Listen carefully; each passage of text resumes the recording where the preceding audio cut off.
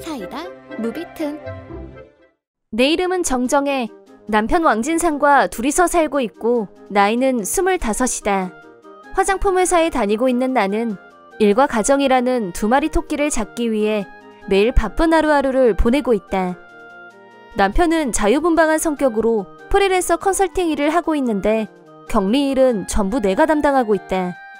시댁은 우리 집에서 차로 10분 거리에 있는데 시아버지는 돌아가셨고 시어머니가 혼자서 살고 계신다.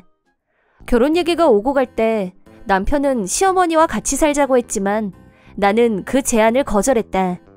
이유는 시어머니가 최강 극성 엄마였기 때문. 이미 결혼 전부터 나에 대한 적대감을 완전 노골적으로 드러내서 당황스러웠다. 이런 일을 부모님한테 다 얘기해왔기 때문에 우리 부모님도 동거에 대해서 극반대였다. 시집살이가 뻔히 예견된 일이었기 때문에 남편을 설득해서 동거는 없던 일로 만들었다. 남편은 장남도 아니고 차남이었기 때문에 반드시 시어머니를 모셔야 하는 입장도 아니었다. 하지만 장남 며느리도 나와 같은 이유로 시어머니와의 동거를 거부하고 있었다. 남편은 동거를 하지 않는 대신 자기가 가고 싶을 때는 언제든지 시댁에 가는 걸 허락해달라고 조건으로 걸었다. 나는 그 조건에 동의했고 결혼 후 남편은 집에 없는 날이 많았지만 동거하는 것보다는 100배 낫다고 스스로를 위로하면서 참고 있는 중이다. 그러던 어느 날이었다. 남편이 일 때문에 필요하다며 동사무소에 가서 주민등록등본을 떼다 달라고 했다. 동사무소에 가서 주민등록등본을 발부받고 내용을 확인하다가 눈이 튀어나올 정도로 충격적인 걸 발견했다. 나와 남편의 관계가 동거인으로 기재되어 있는 것이었다. 너무 놀라서 동사무소 직원에게 이거요, 혹시 잘못 기재된 거 아니에요? 라고 물었다. 하지만 직원은 그런 일은 절대 불가능합니다. 라고 답변했다. 확실하게 하려고 호적 등본도 떼서 내용을 확인했는데 호적 등본상으로는 나와 남편이 결혼한 사실이 전혀 기재되어 있지 않았다. 주민등록등본상 나는 여전히 미혼이었기 때문에 가짜 남편의 가짜 결혼을 하고 주변 사람들에게 결혼한 것처럼 알린 셈이 된 것이다. 나는 혼인신고를 하러 구청에 갔을 때의 일을 돌이켜보았다. 혼인신고는 둘이서 같이 하러 갔었지만 갑자기 배가 아파서 내가 화장실에 뛰어간 사이 남편이 혼자서 제출을 해버렸다. 그때 내가 왜 나 안 기다렸어? 역사적인 순간인데 그걸 혼자서 제출하는 법이 어디 있어? 라고 남편에게 항의하자 혼자 하든 둘이 하든 제출만 하면 됐지 뭘 그래? 라고 했던 게 생각났다. 동사무소에서 바로 남편한테 전화를 걸어서 당장 집으로 오라고 했지만 바쁜 일이 있어서 집에 못 온다고 말했다. 어쩔 수 없이 전화로 나하고 당신하고 정식으로 결혼한 부부가 아닌 걸로 되어 있는데 이게 어떻게 된 일이야? 라고 따져 묻자 남편은 담담하게 그때 혼인신고서를 제출하지 않고 쓰레기통에 버렸다고 자백했다. 뭐라고? 대체 왜 그런 건데? 라고 다시 묻자 엄마가 동거 안 할 거면 결혼은 하지 말고 언제까지고 내 아들로 호적에 남아있어 달라고 쓸쓸하게 말씀하셔서 그랬어. 라고 자기 딴엔 효를 택했을 뿐 절대 잘못한 게 없다는 듯이 말하는 걸로 들렸다. 이 일은 나뿐만 아니라 우리 결혼식에 참석한 부모님, 친척들, 친구들까지 나를 아는 모든 사람을 속인 게 되는데도 남편의 태도에서는 죄책감이나 미안함이 1도 느껴지지 않았다. 지금 그게 말이 된다고 생각해? 남들은 내가 결혼해서 유부녀인 걸로 알아. 당신이 지금 얼마나 많은 사람을 속였는지 아냐고! 라고 하자 남편이 화를 내면서 네가 동거하기 싫다고 해서 이렇게 된 건 왜 생각 안 해? 하더니 전화를 끊어버렸다. 동거 문제는 충분히 대화를 나눴고 남편도 내 생각을 완전히 이해해줬다고 생각하고 있었기 때문에 이런 일이 일어날 줄은 꿈에도 생각하지 못했었다. 잠시 후 남편한테서 반성할 때까지 집에 들어오지 마 라는 내용의 라인이 혼인신고가 되어 있지 않다는 사실을 알고 이미 큰 충격을 받았는데 되려 남편이 화를 내면서 집에서 쫓겨난 신세가 된 나는 남편에 대한 감정이 완전히 식어가는 게 느껴졌다. 지금까지는 남편을 위해서 아무리 피곤해도 집안일, 회사 일에 아등바등 남편 사업에 격리까지 도맡아서 해왔던 나 자신이 바보 같고 한심하게 느껴졌다. 지금까지 내가 동거인이란 사실도 모르고 아내 노릇을 잘 해보겠다고 동동거리며 살았는데 그게 화가 나서 미칠 것만 같았다. 나는 친정으로 향했고 친정 부모님께 오늘 있었던 일을 모두 말씀드렸다. 그러자 부모님은 당연히 경로.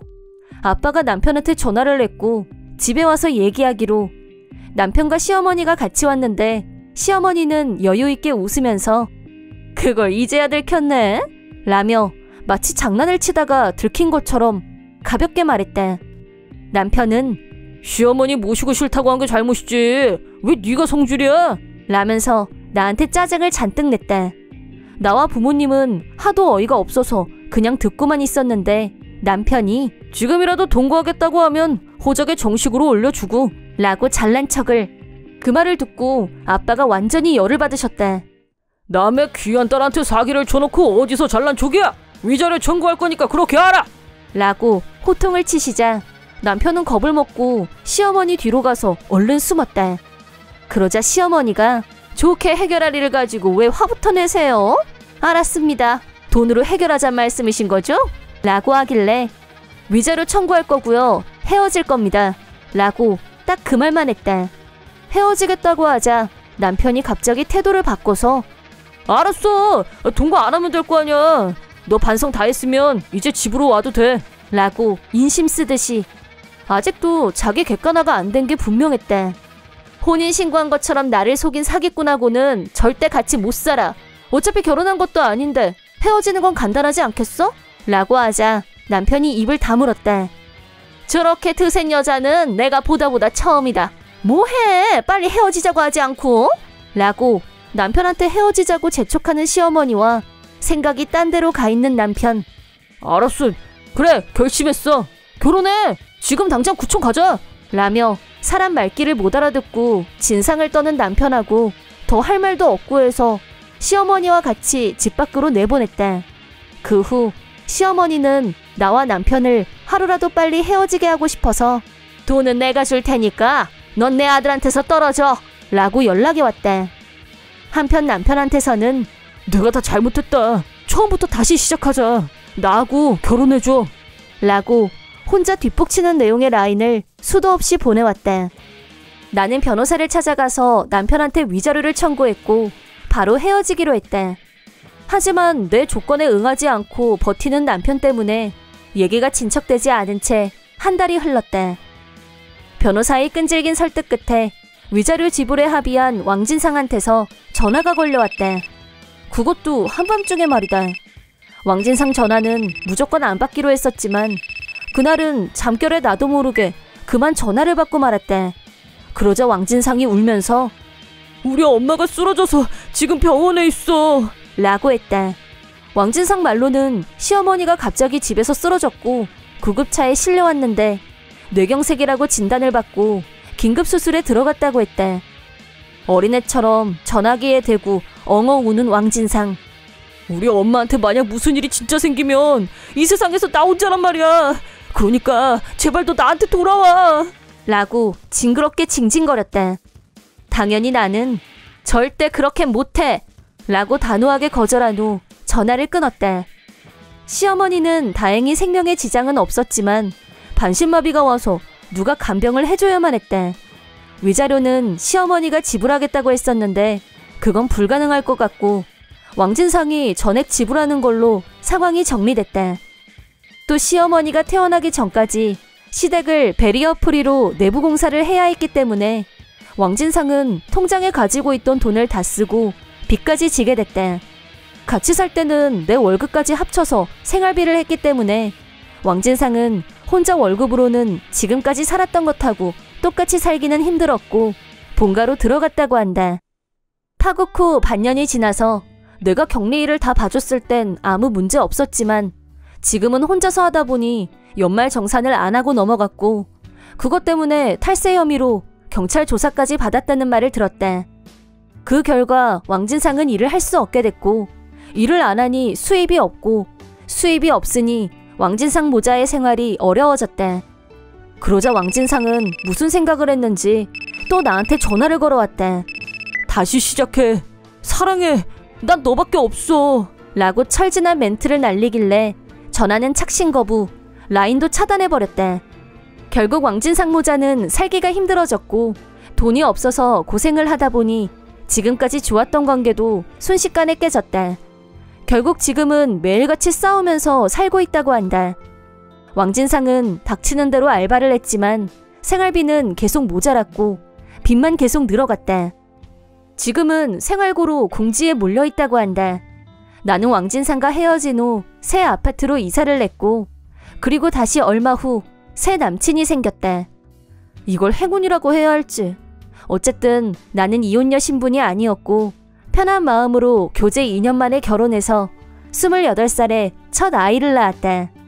왕진상과 지냈던 시간이 생각나지 않을 만큼 지금은 매일매일이 너무 행복하다. 더구나 이번 시어머니한테는 전혀 불만이 없다. 결혼한 후 퇴사를 결심한 나는 지금은 남편과 아이에게 내 모든 것을 투자하고 있다. 앞으로도 우리 세 식구 언제까지고 행복하게 살았으면 하는 바람뿐이다.